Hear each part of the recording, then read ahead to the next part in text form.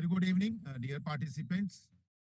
Welcome Dr. Sivaji from Department of Design and Department of Climate Change.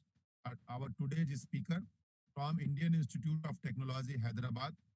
As you all are know about that, we are running a 3-month part-time certificate course, Fundamental of Social Design, in association with Department of Applied Art Faculty of Visual Art, Banaras Hindu University, Maryland Institute College of Art, MICA, Baltimore, and Michigan State University, USA. Now, today's topic is our fifth module and design for sustainability ethics. For this purpose, we have with us a known person and expert in this field. His PhD is in sustainability ethics. Now, I'm again welcoming Dr. Sivaji and requesting him to take over the session. Whatever the questions come across the participants, then I will share you on WhatsApp and discuss in the last part of lectures. Sir, welcome and please start your session. Yeah, okay. Yeah, thank you so much, sir. And I welcome all the participants and audience for today's this workshop. And I thank Dr. Manish Roda for organizing this amazing actually series of lectures and workshops around this topic. Well, the whole world is struggling around this area, like how to improve upon sustainability aspects and how to improve our like responses to the overall growth and development across the world in the various domains. So how this actually whole phenomena of ethics around design for sustainability is revolving, that I would like to touch up uh, by touching actually different philosophies from like the various philosophers from across the world and different domains of like design such as like product design, architecture, etc. So we will try seeing like how this whole phenomena is happening and occurring across the places, across various domains. So like this is a very generic concept. What we know, what is sustainability? I believe all of us have certain ideas. Sustainability in itself, if you see, is a very broad term. It's a big umbrella term. It covers a lot of things. It covers almost everything across the planets, whether it is environmental, social, economic.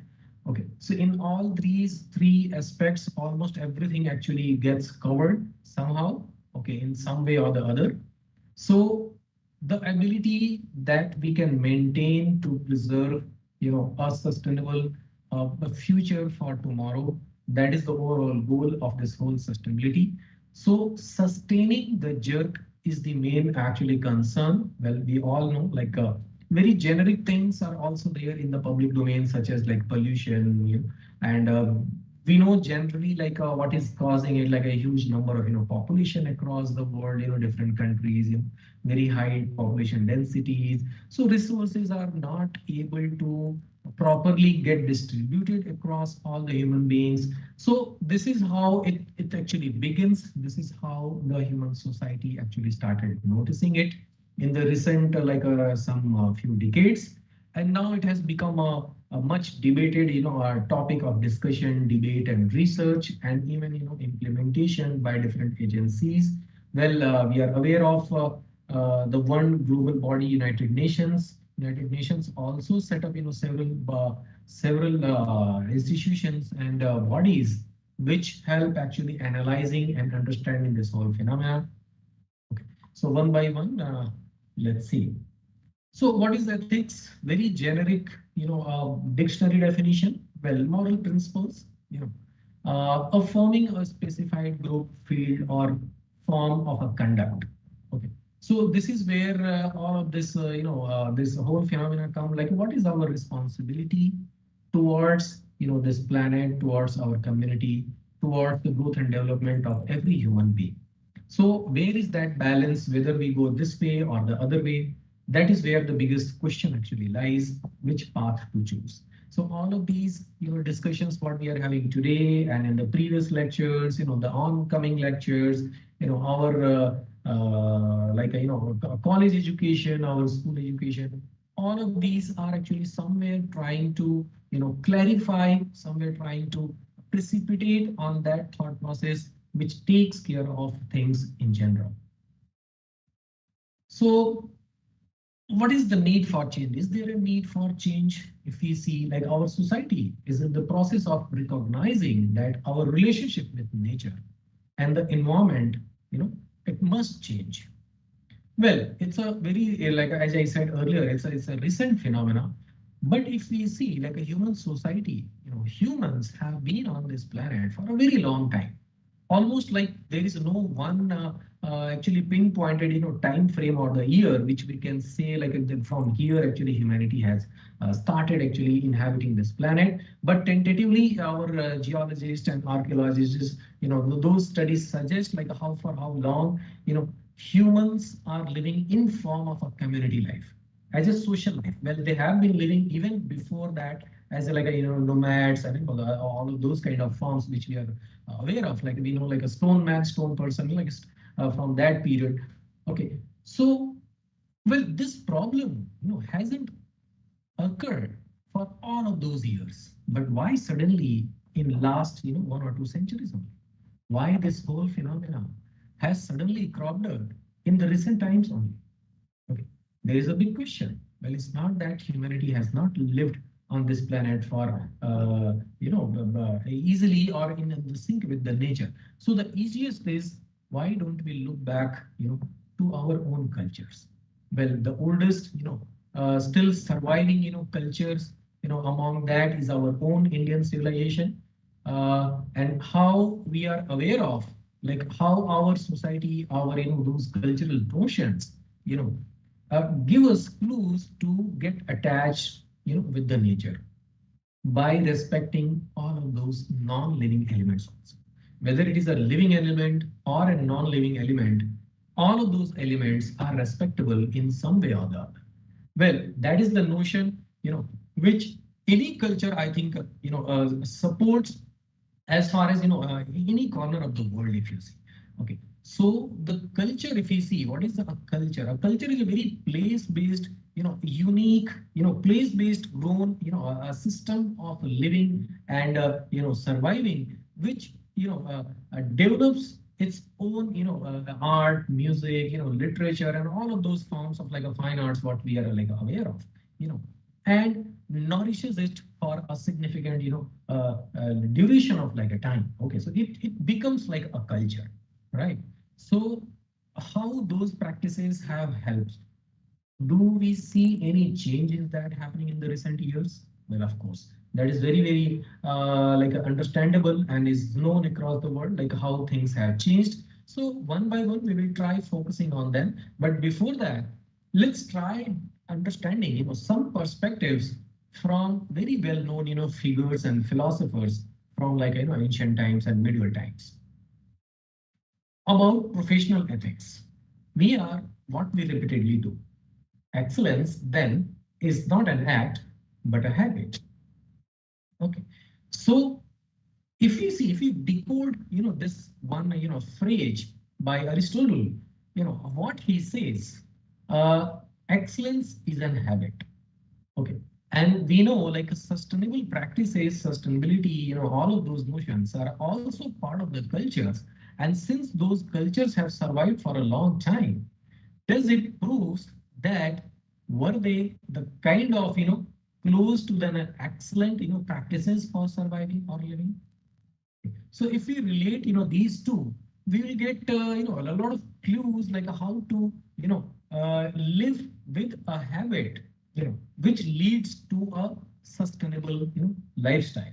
So this is true for even like, you know, small habits like, you know, keeping a note, maybe reading, writing, you know, playing some instrument, you know, or maybe adopting a good habit that I am not going to do, you know, this thing, or maybe I'll do only these kind of things, you know. So we choose, we make our choices, you know, between like a left and right, you know, left and right, up and down, right? So those changes, those choices, which go on for a long period of time, they become our habits, right? So sustainability, as far as, you know, this statement is concerned, you know, has been a practice which was like, you know, practiced by our cultures, our, you know, societies, our communities for a very long period of time.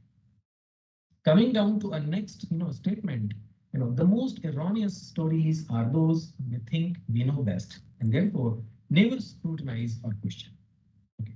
But lately this has become a practice of putting up questions also like everybody praises industrialization when it started in the Europe, approximately like two and a half centuries ago, when machines were brought in, when assembly line a technique was adopted for manufacturing things, when actually the society, the industrial society actually took place, and the agrarian society and the cottage industry based societies were actually overridden by industrial environments. Okay, so well, those were taken at that time with a very a huge fanfare and fervor and all that. And they were accepted like everywhere, and every country was willing to adopt those practices. Even now, if you see our governments, our societies, even we individually are also trying to achieve the most advanced techniques and technologies and things. But the point is whether we really scrutinize or question them, whether they are justified for our kind of scenario at this moment, at this time frame or not. So this leads to the analysis, the self analysis, and it refines the overall process. Like one of the aspects of culture is that it gets refined over a period of time. Well, so how are we, undertaking that is a matter of question. Well, how we can do that? Well, Bill Durant, well, everybody knows what he says, education is a progressive discovery of our own ignorance. And this is where, the knowledge, the education, the understanding of this whole phenomenon becomes very critical.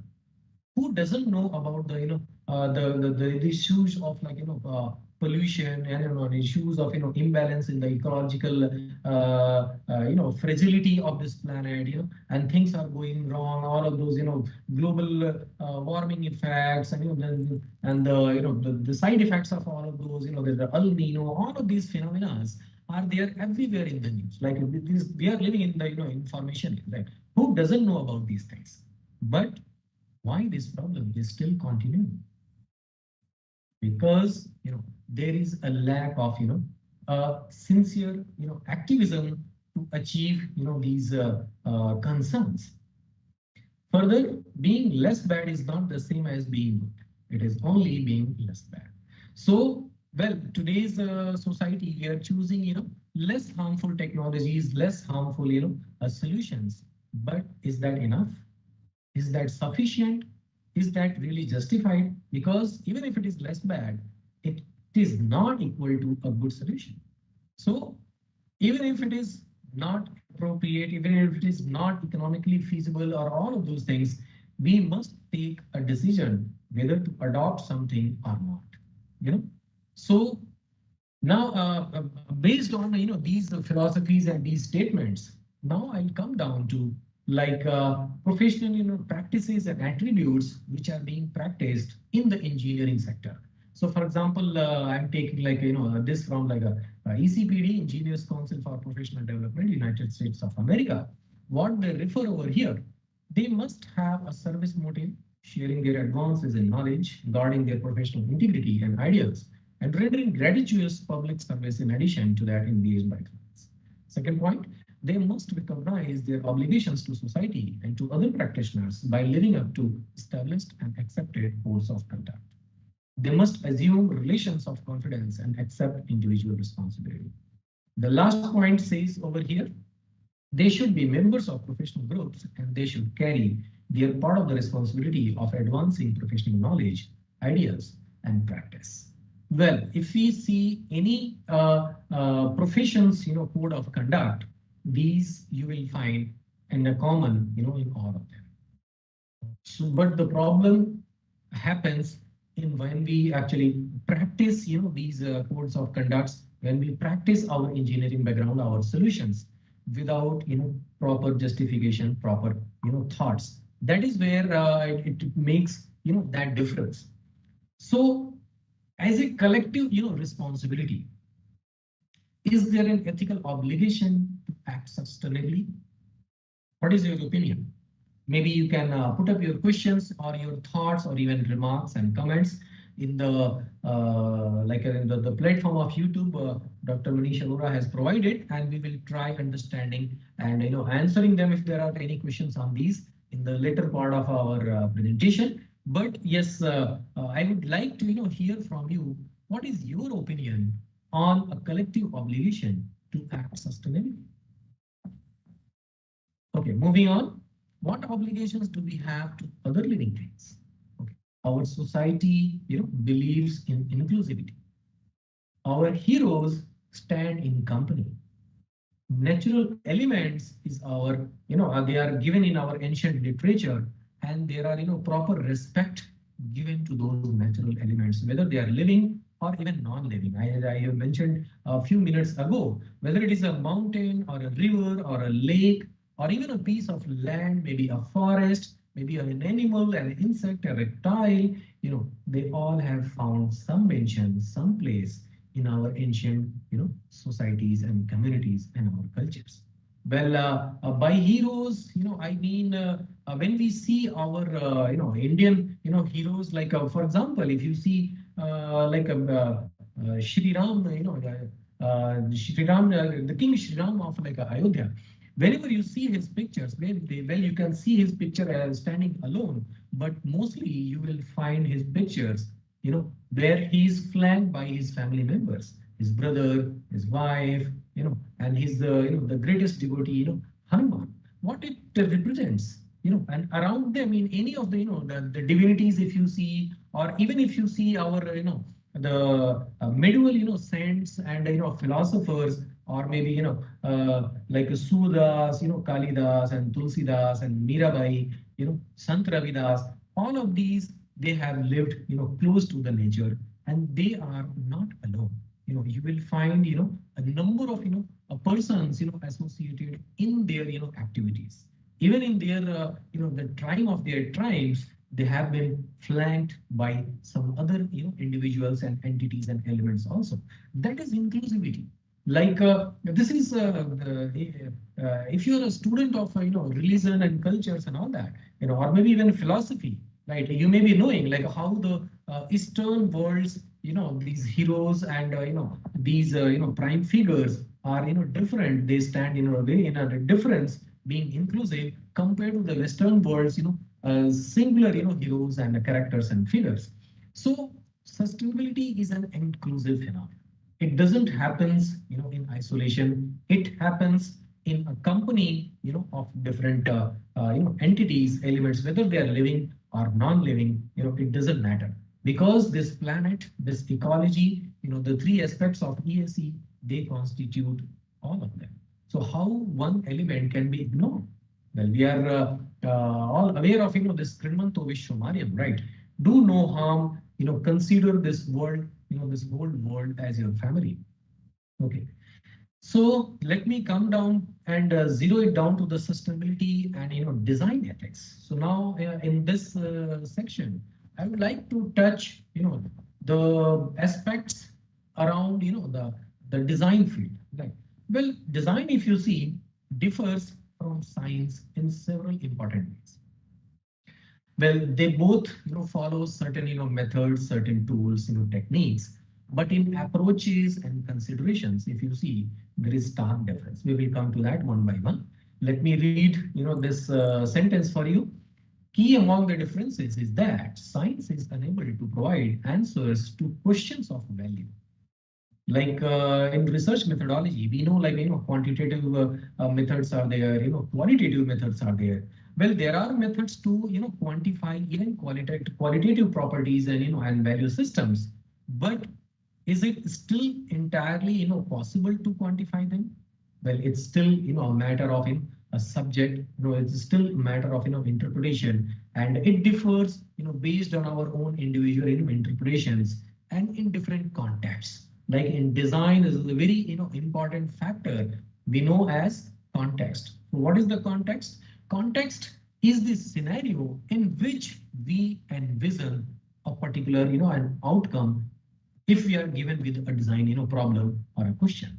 Okay, so it encompasses the particular the time frame in which year, in which century we are talking about, the material science advancements, the cultural, traits, the behavioral traits, the lifestyle of people, and all of those things, right?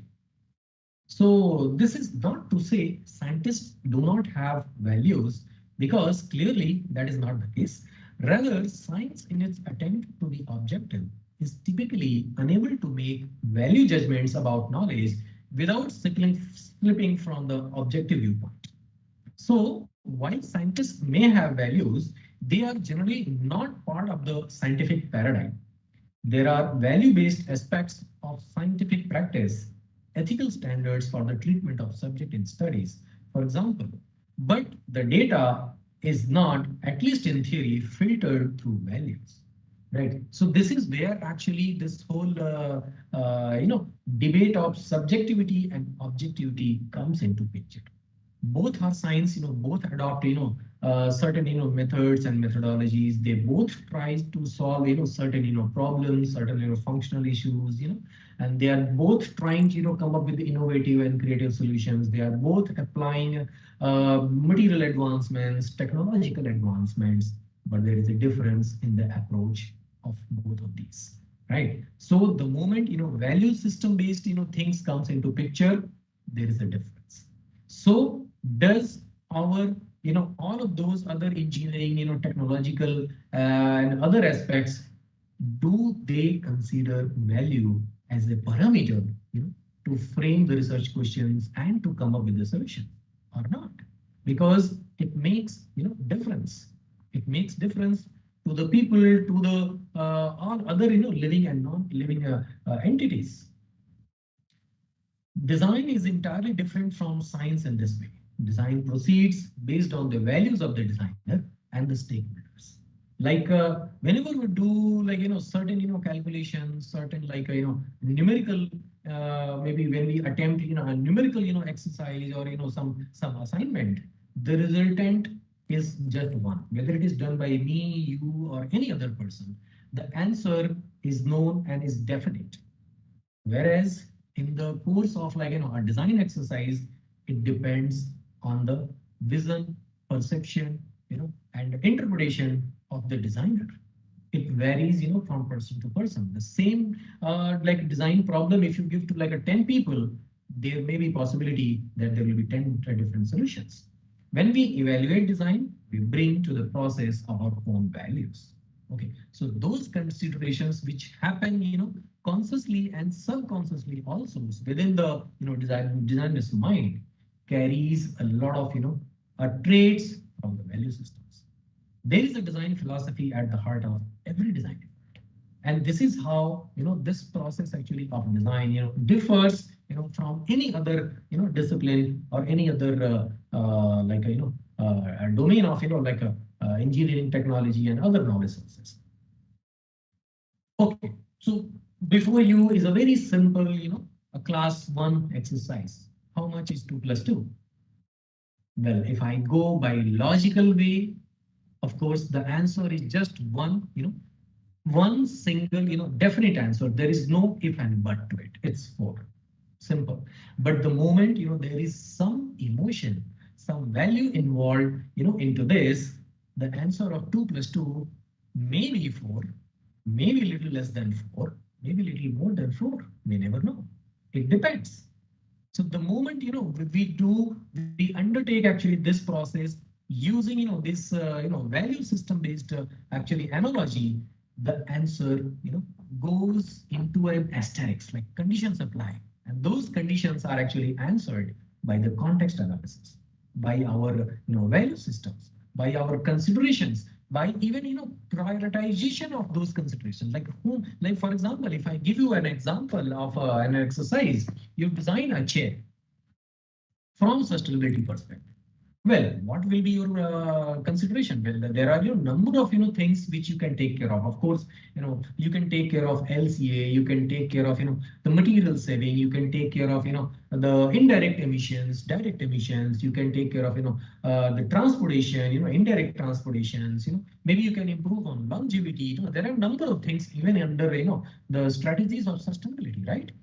But the moment if I ask you to design maybe a vehicle, okay, maybe a four-wheeler which is going to run on hydrocarbons, okay, what will be your priority of criteria?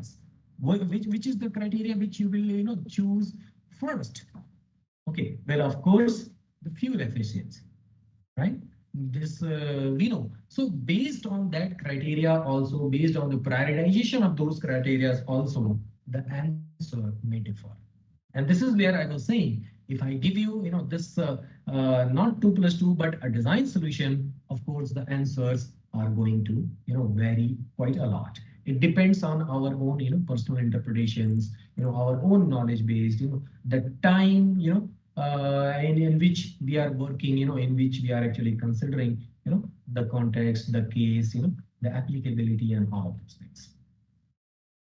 So yeah, so from here actually, it matters like why it matters, like across the world, there are certain advanced countries where the living conditions, the normal lifestyle and the normal actually consumption of resources and other commodities is considerably high.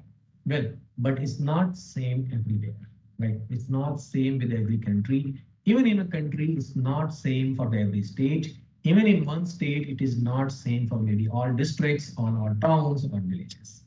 Even to the, like, it's not same for every household.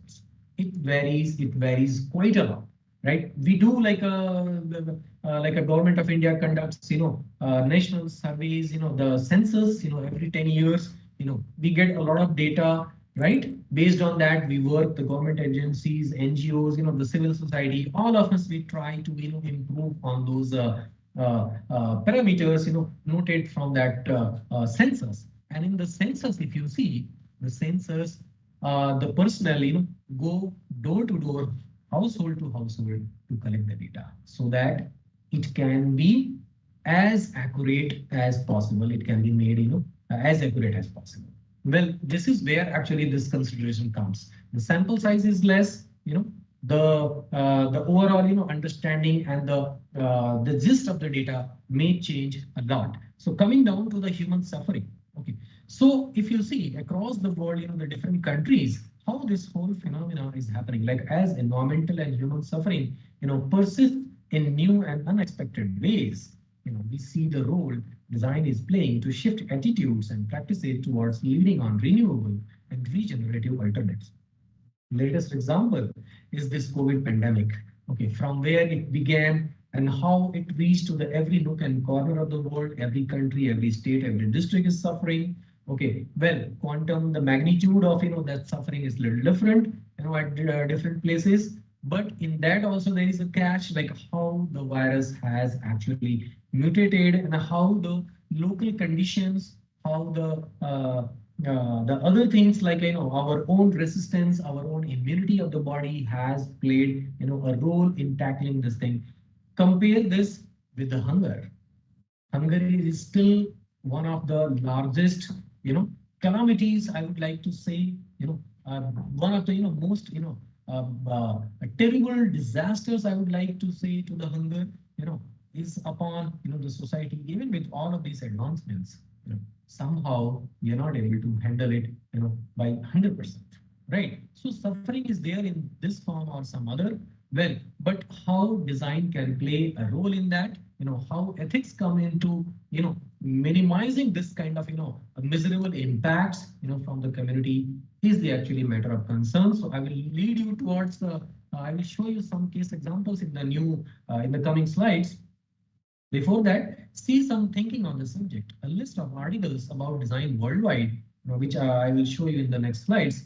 Perspectives on the biggest challenges we face and the designers and companies who are taking the making of meaningful, sustainable work into their own hands. So from here, we will try seeing some examples. Maybe I would like to make myself clear with these examples. So the first one, you see this picture. What comes to your mind? Maybe you can take a minute, maybe you can pause for a few moments and think about it. How sustainable are our designs actually?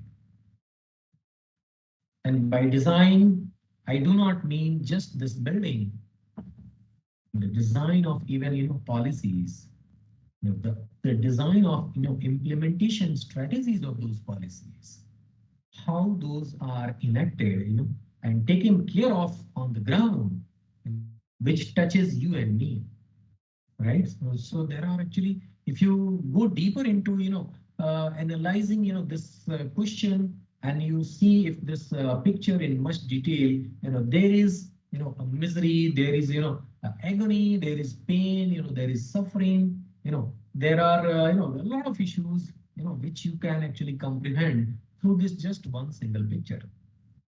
Well, what is the inherent question over here? You know, there is also the ethical issue of whether the things we are designing need to exist. Have we properly taken care of them? Is this all necessary? What role are we playing in the creation of unnecessary needs? Is this all ethical? Okay, now let me go back to little, before in the time, like let me go like maybe 1 century before, or maybe just few years before. Then just remember, the number of toys which we had in our childhood when we were 5 years old, when we were 10 years old. Just imagine, you all may be knowing your toys. Maybe some of you may be still having them in your house.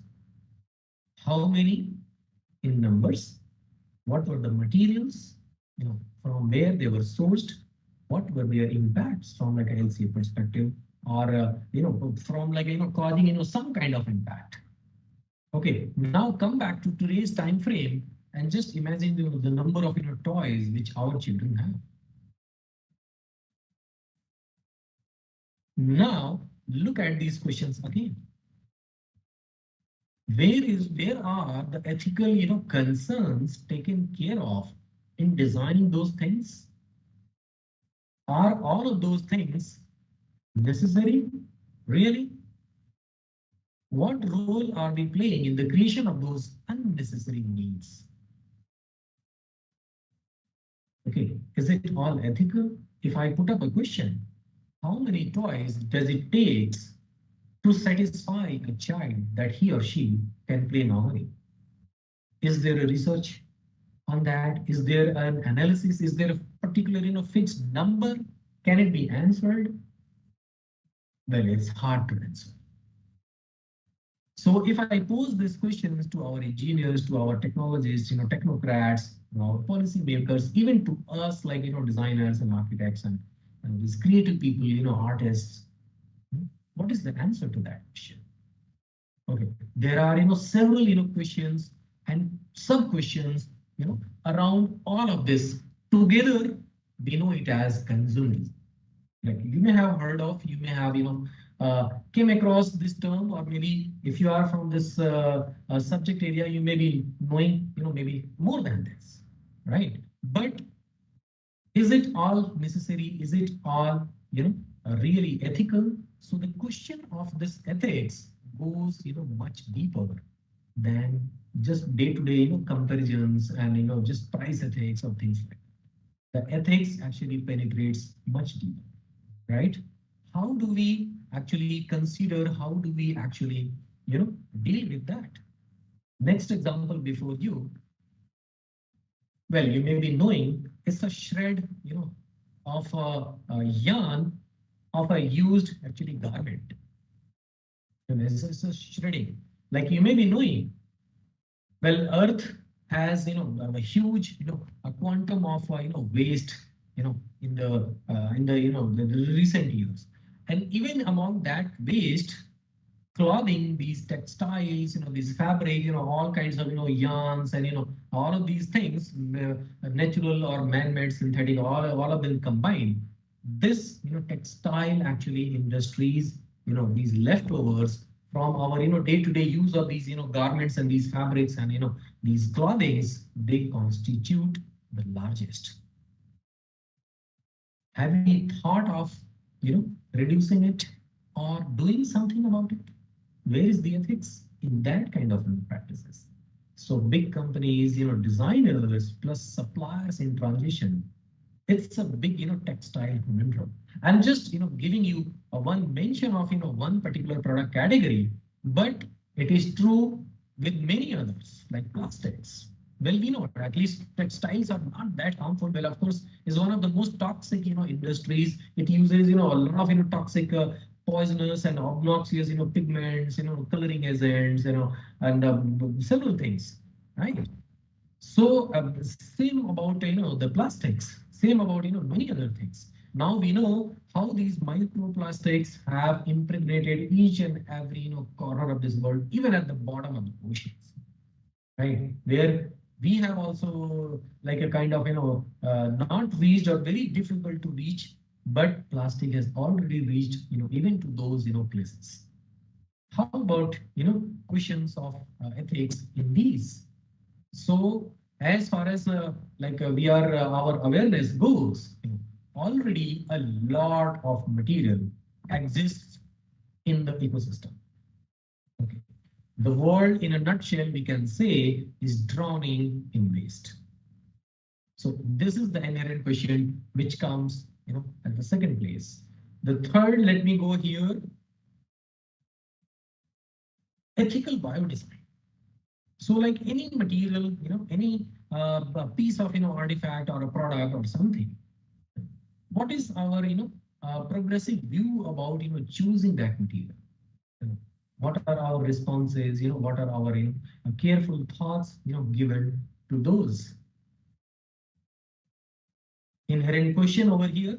Some designers are addressing the textile, conundrum and having too much stuff by developing materials that react and act differently in their environments or form new kind of relationships with biomatter. Intersection of biology and design, exploring how living organisms can make sustainable materials.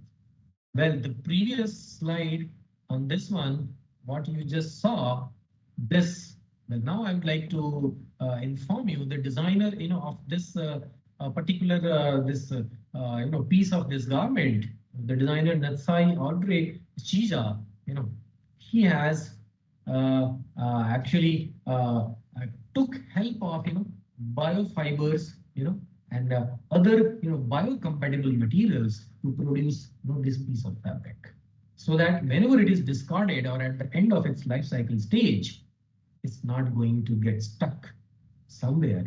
It will go seamlessly into the nature back. So how about choosing a responsible, how about focusing to our relationship with the biomatter? You know, how are we doing that? That is also one of the major concerns, major inherent questions over here. Let me take you to the next slide. Renewable design changing, how we consume.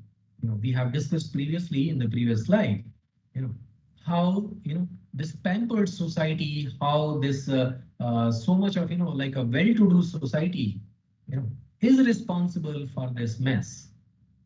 Is there a question? Now you go back to that, the initial slides where there was, a question, there was actually a challenge. Are we questioning our practices? Are we questioning our methods? Because only then it can be refined. Only then it can be brought back to that, the moment of neutrality when there is, no positive or any kind of negative impact on the ecosystem. How can it be neutralized? Well, that should be the objective, right? So the inherent question from this previous slide, while some designers are making more innovative and sustainable products, other designers are working around issues of what we need or we desire versus how much we should be consuming, right? Because we are living in a very consumeristic, like remember, or maybe imagine like how our fathers, got their, first vehicles. There was, several months of waiting, for, getting one, unit of, Maruti vehicle when it was launched in the Indian market several decades ago, or maybe a two-wheeler, Bajaj Chetak, for example, like, or ESD, that used to be a prize position, right? But what is happening now? These things are available so much so that we can immediately go to a showroom and n number of articles, such products we can buy immediately with our plastic these cards and all of those things. So how this consumeristic actually society is responsible, and is there any attention given to the practices of ethics on those terms? Well, so this is where if you see the actually penetration of ethics reaches deeper into the planning, and devising actually these mechanisms. Okay, so in front of you there is a picture of this project. Okay, this is actually a solar farm, in the Saharan desert, which is was envisioned by this architecture firm. Paulin is the founder of exploration architecture, known for biomimetic architecture like Sahara Forest projects. Okay, so how these kind of places can be utilized for regenerative practices. Okay. So if we see the focus here is on the regenerative practices, regeneration. So the how the nature, because already if you see we have lost our balance of earth.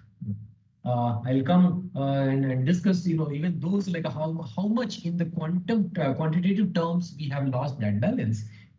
That I will come, but just try understanding we are in the phase where even if we stop all of this, the negative pace of growth and development, the balance of ecological balance of this planet is not going to get recovered very soon.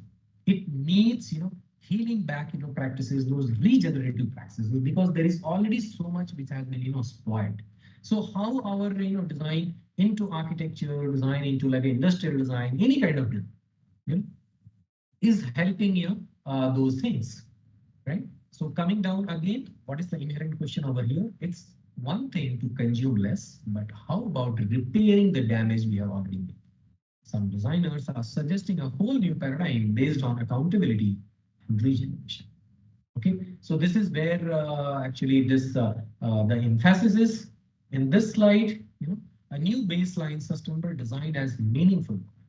Well, now we are more equipped with the AI, ML, and data sciences. There are new domains of engineering and technologies which has come into application in our day-to-day life.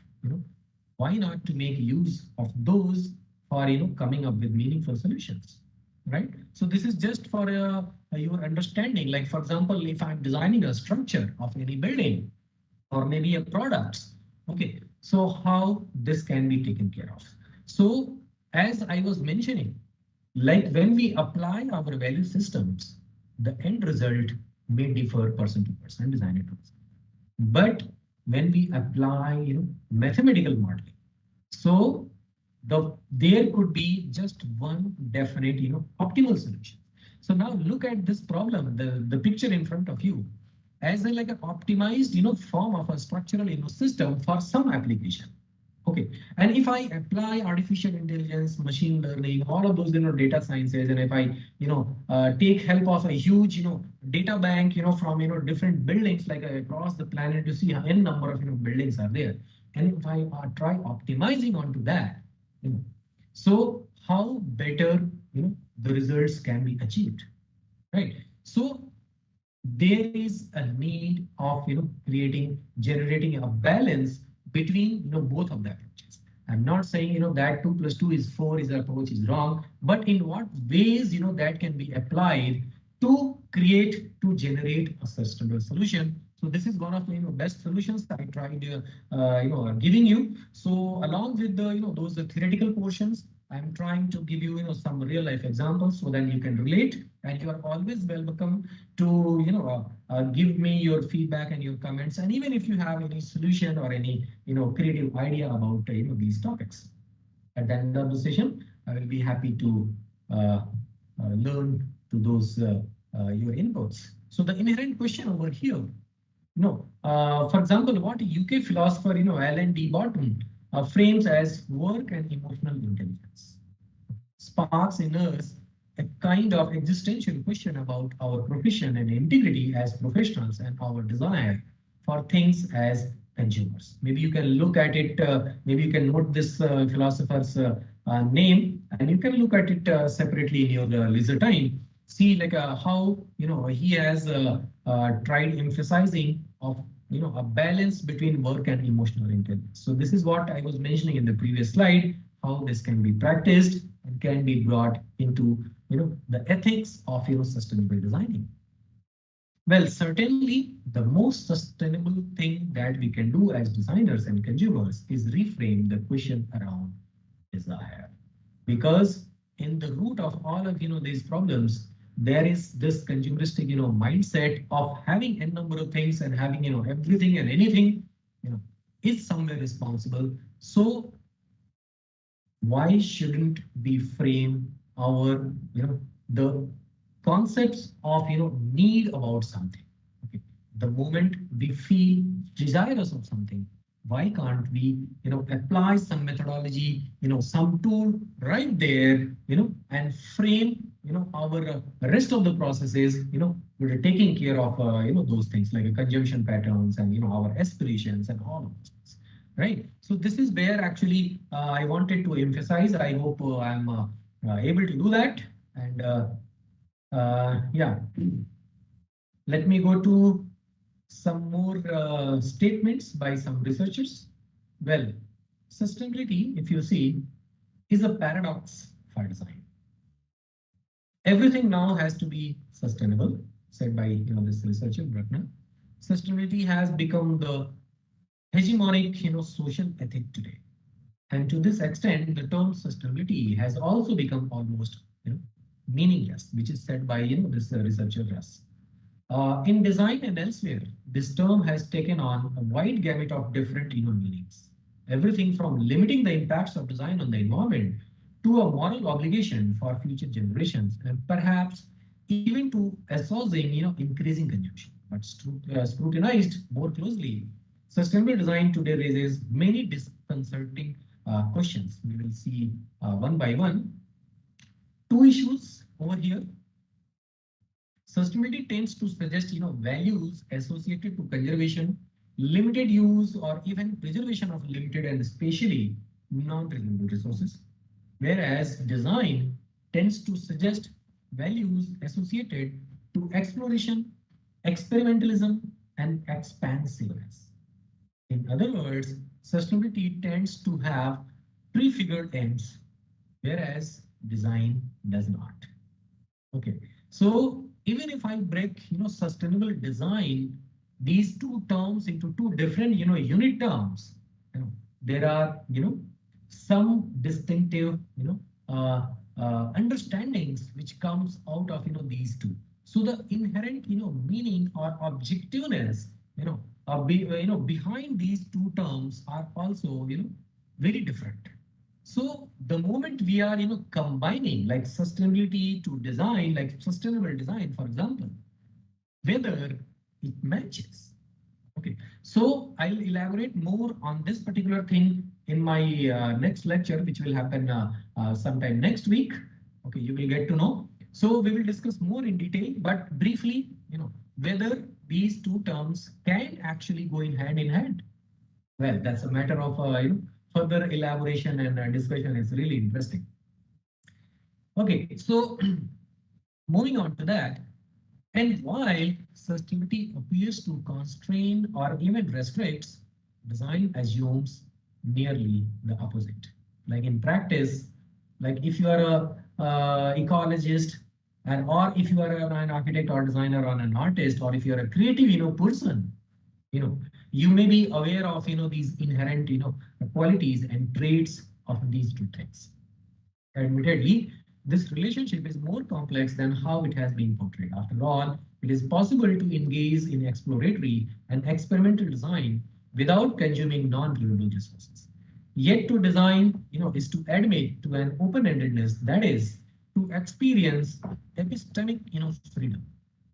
Okay. That is radically different from boundedness suggested by the prefigured aims of sustainability. So from that perspective, like the liberty of that creation, the liberty of envisioning Okay, and if I see, sustainability actually constraints.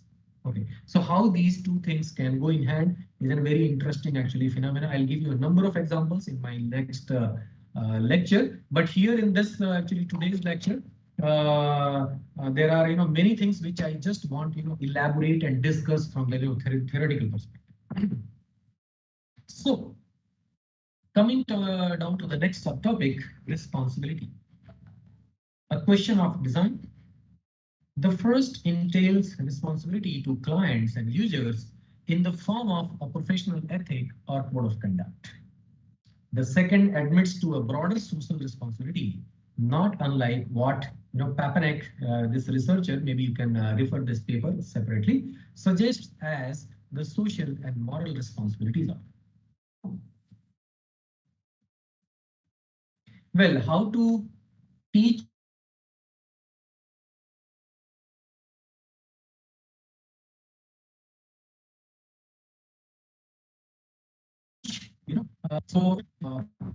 let me elaborate on this left side. If you see, there is this increasing complexity with increasing competence, which goes down. You can see this arrow over here. And in the first column, we have taught inputs. Second, we have content. Third, we have methods. Okay, so these are actually individual design projects. So first one, capturing user behavior. Well, this is what we do when we take up any like a design exercise. Then understanding user behavior, then decoding use, misuse, liabilities. Then comes ethical thinking in design in the middle. Then we focus on introduction to design for sustainable behavior. Then it goes towards ethical thinking and design for sustainable behavior. So you see like how the number of nodes which one must actually consider is increasing, as we are progressing in the the more complex form of the inputs. There are number of traits, number of nodes which we must actually satisfy and touch upon, right? So from the content side, if you see, user-centered research methods, like these are the some methods you may be aware of already. Social and environmental impacts of user behavior, then influences on the user behavior, identifying and reducing misuse, liability, etc. Who will you work for? Need for behavior change. Designers' intentions, moral acceptability of design for social behavior. Examining ethics of strategies, ethical analysis tools, and all of these things actually start coming into because the complexity increases. Okay, and then the methods, if you see, simple lectures, and maybe observations, would work in the, the first level, and it starts growing more and more. Like what we are discussing now may fall somewhere into this area. What we are trying to understand, through, this whole workshop, which Dr. Manish has organized, is the, finer intricacies, finer details, because now we have moved, quite deeper from a regular classroom to pondering, to figuring out, the nuances and details and maybe, methodologies also to handle, such kind of, complex scenarios, right? So there are, some of these bubbles you can refer over here. What would I have been proud or ashamed to have designed? These are some inherent, pokings, or maybe you can say like, it's trying to entice and incite, towards, answering, these kind of, questions, which are very, very inherent in practicing, ethics is in a design exercise, right? So, well, this is how it can actually progress. So this I wanted to give you over here. Let me move to give you one actually simple, an exercise which you can also observe in your own household. For example, any product, for example, this sink. Every household has a sink, where we do our dishes. How about, the wastage of water, or let me not call it wastage, the consumption of water, which we do in our household. Do you see any scope or potential of saving over there?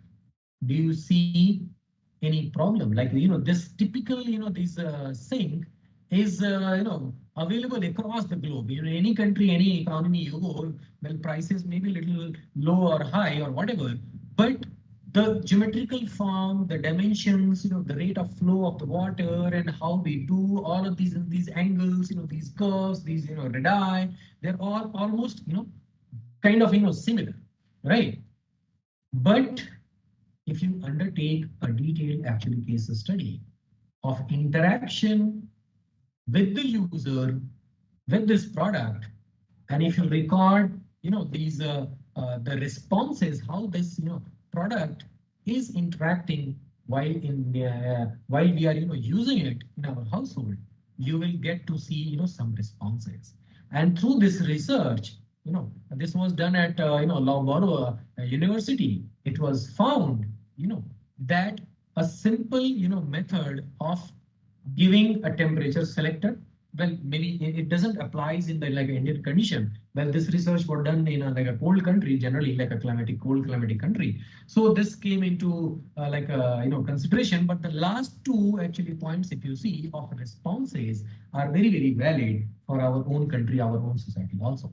That is tapering this part and marking the levels. So it was found the consumption of water can easily be actually saved by certain significant percentage if we undertake just little bit of consciousness while we are designing this. Okay, so it's a very interesting approach how the ethics of saving natural resources is incorporated in a given product design, which is easily available across the shelf in markets across the countries across the world. Has anybody questioned in the previous like this slide these designs, has anybody questioned why such kind of product is easily available for procurement in the market? Okay, so some mechanism is, of course, it feels imperative that is needed, right? So let me move. So what could be that framework, ethical framework of finding that relational leadership for sustainability? So process overview. I referred it from a research paper. Here it says a caring informed logic of effectiveness, who we are, and there are some inherent like questions like primacy of relationship, complexity of context, mutual well-being focus, engaging whole person, with the in the relation to caring for and caring about what we do. And in that middle we have practice, we have dialogue, we have modeling, we have confirmation. So how to and fro by going into these processes, a product, a design, a solution can be refined, and the inherent the notion of ethics can be integrated is very interesting. The case example we just saw in the previous slide, we can understand from here, if we apply these in our design processes, how it can be done. For again, like from a product, of course, it goes to the sustenance of the company, because every product, every company has just single objective as far as it's commercial, that they want to earn money. Okay, so how even with that kind of orientation and focus, this still can be achieved is the actually focus over here. So business ethics, if you see, like integrity, ethical corporate, social responsibility, environmental social governance, good corporate governance, so these, ethical traits, of course, they lead to the, organizational sustainability, how the whole organization, that entity is going to work, and how, profitability and stability can be achieved, So this actually gives a sketchy idea like how by achieving those finer points we can still work for profitability, and the companies and the products can be made successful in the market. So let me rush. It looks like I'm running behind time. So sustainability is a vehicle for a broader goal. There are two ways to kill any living thing. One is to do something that causes acute harm.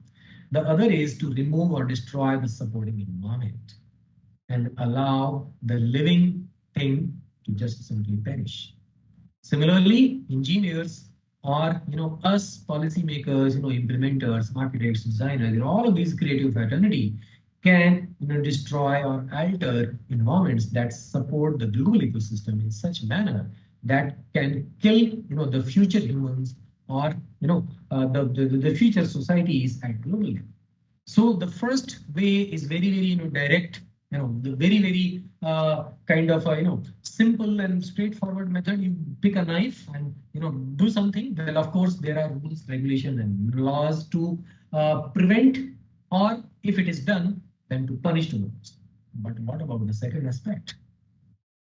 Are there mechanisms to punish, or bring that entity to accountability for, slowly or indirectly killing the ecosystem? So the inherent question, very, very direct question, from this slide, I wanted to ask, throw this question to you as a like an audience, as a like a thinker. What do you think of it? Maybe you can let me know in your comments, in your inputs. Similarly, engineers can destroy or alter. Yeah, I read. Clearly, the moral responsibilities of engineers must include commitments for providing a high quality and sustainable environment for future generations. Well, a quadrangle, actually a quadrant model from this researcher Conlon. This was published in 2010. You can see at four of these nodes being microscopic to microscopic and being objective to being very, very subjective on the right hand. So there are four quadrants over here. First one, if you see macro objective, focus on social, economic, and political structures and public policy. Second one, macro but subjective, focus on goals and values of the profession. See these values and the goals and aspirations and things I initially spoke in this lecture. Come down to the third one, micro but objective, focus on organizational culture and processes and the ability of engineers to prevent the normalization of deviance. The fourth one, micro but subjective, focus on consciousness of individual engineers, their ability to identify and solve ethical dilemmas and their ethical willpower. So this is, well, this comes from like an engineering actually subject. So the term you can see like it mentions about like engineers, like from an engineer's perspective, but I believe it applies to any creative person from any field. Like we all carry our subjectivity, but there are some objective questions and issues also to solve at macro or maybe micro level. Okay, so considering these four quadrangles, one can actually choose maybe quadrangle appropriate for that. Well, the previous slide, what I mentioned, like how a society, how a living entity can be killed indirectly. Well, this there is a mathematical modeling also done by researcher. This is the reference of this paper I have taken. So what does this modeling suggest? If you see in the first graph over here, it says it is plotted between population and time. So here, initial population is above constant carrying capacity, right? So it goes like this, and then from the bottom, if you see, initial population is below constant carrying capacity. So this is how it gets normalized over here. In the second in the graph over here, if you see, so this is drawn between population by carrying capacity over the y-axis on like a time. So how if we reduce the carrying capacity, the population is going to get declined. So, well, in the previous slide, I was mentioning, like how to kill a person, right here, there are two ways. One is direct and one is indirect. This is what, this actually article suggests over here, like how our collective, towards, the fragility of ecological balance of this planet is going to cause, devastation at global level. Okay, so maybe you can read more through this paper, but it was interesting that I thought of putting it to you. Well, now I'll be coming to the closer of today's lecture very soon in the few slides. So let me rush. the 6 competing logics of sustainable architecture over here. Okay, so how this whole thing, can be done? Well, eco word you may have heard like n number of times, but there are, some logics into this also. Maybe you can focus a little bit. Eco technique, if you see like how this works, eco-centric, eco aesthetic, eco cultural, eco medical, eco social. So there are, images of, space, sources of like environmental knowledge.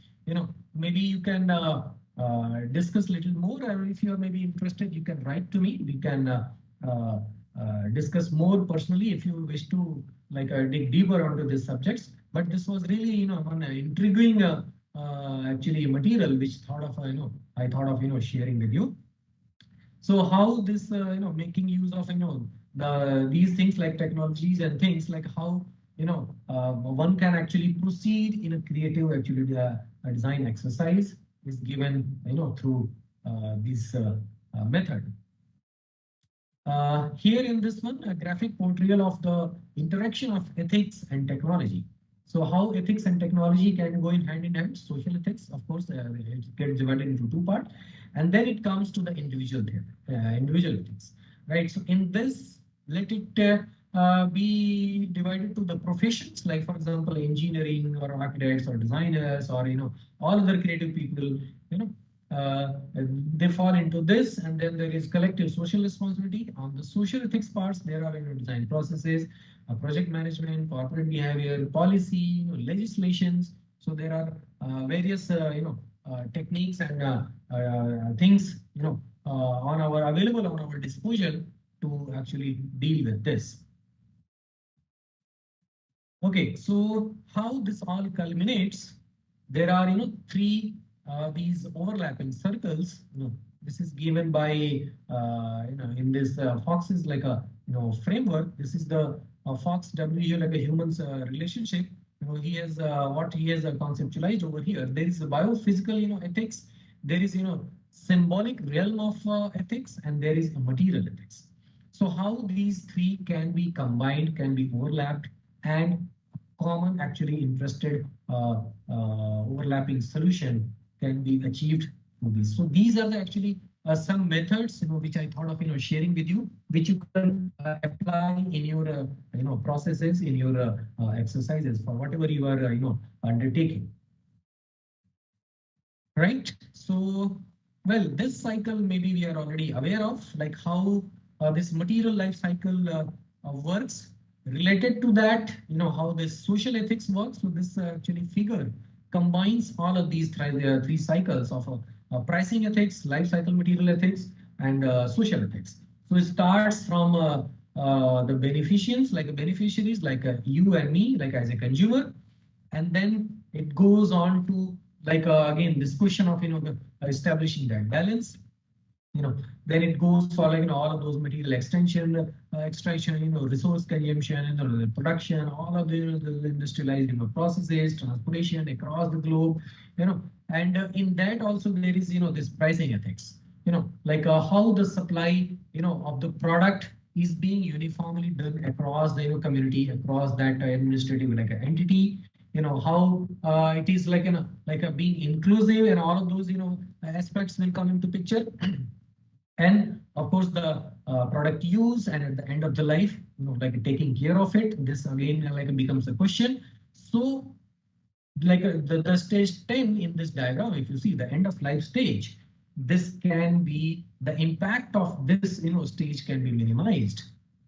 If you remember, I spoke a lot about working on our desires, working on our like wanting of things, and services, availing those things. If we correct right at this level one, okay, so the overall impact can be minimized. Overall, the negativity which is coming out of all of this can be minimized. Well, there are some more tools and things maybe we can discuss briefly. Here, if you see like a traditional design space, like how it has to be, has been, in the practice, earlier, like user acceptance, design patterns and standards are there. We know, like, the end products are kind of, we know, like it is, you can guess, you can like predict. The end product is like, predictable. But the moment we stretch away on the these four concerns, these four nodes over here: economy, society, biology, and physics. Okay, so that expectance, that predictability goes kind of it diminishes actually. So that predictability actually gets lower, and other actually considerations come into picture, like what kind of results we are going to get out of these exercises.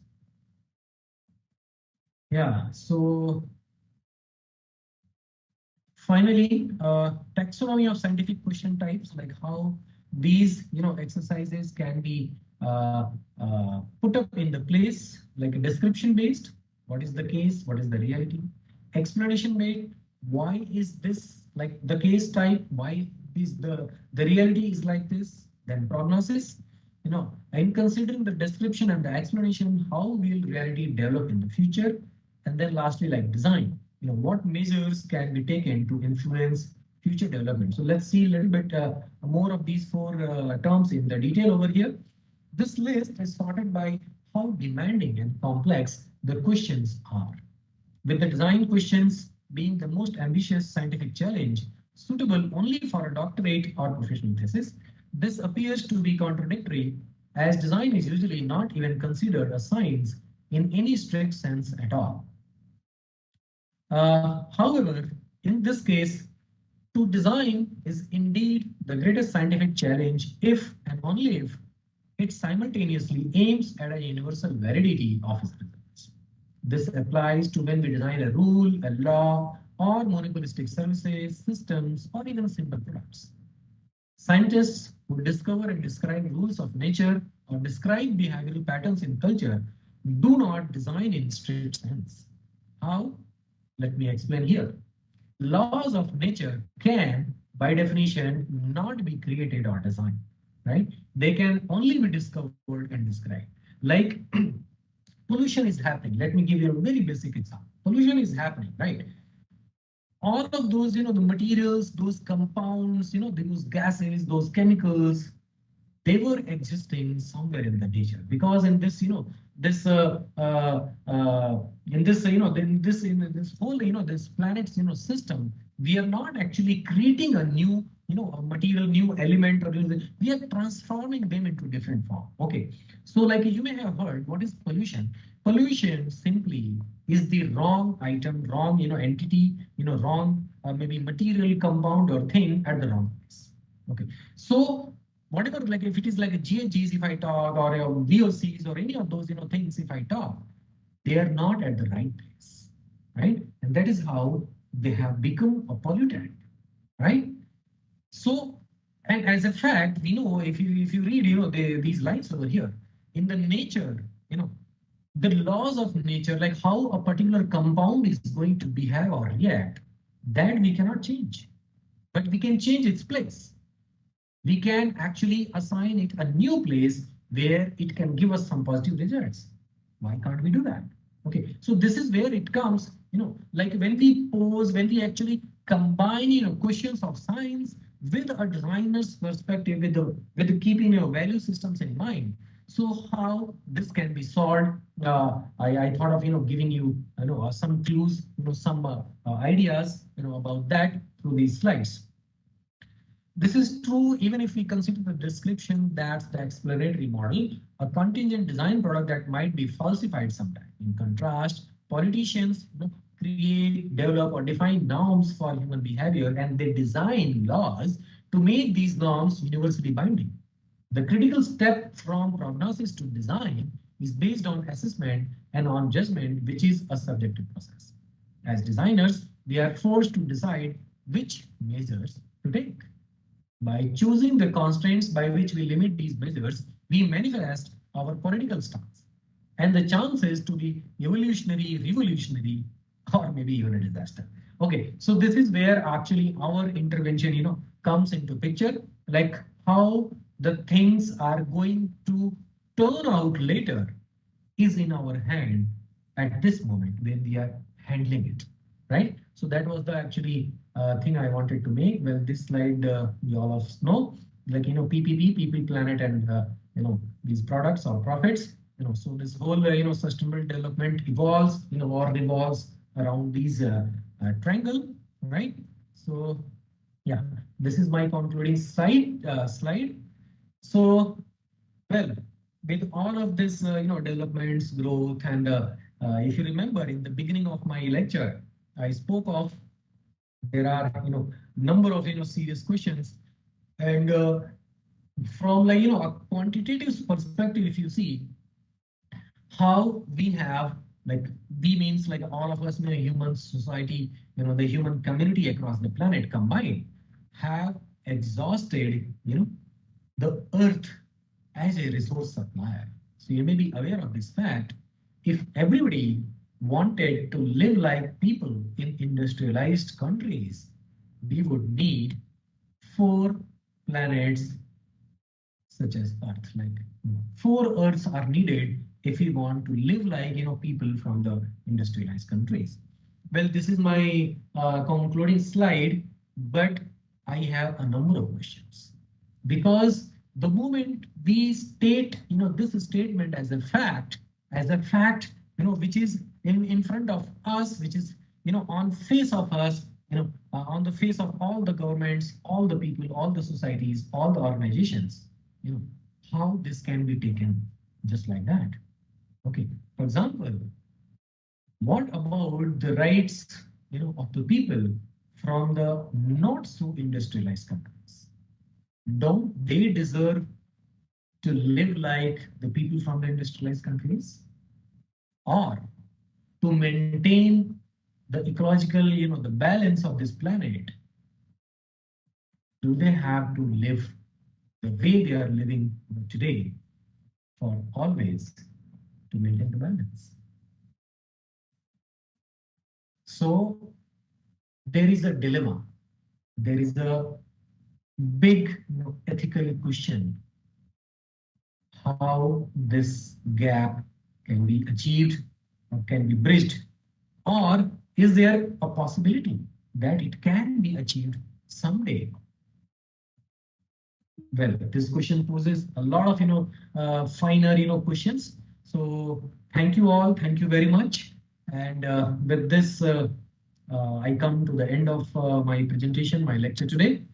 And yeah, so I'm open for any questions or any comments from the audience.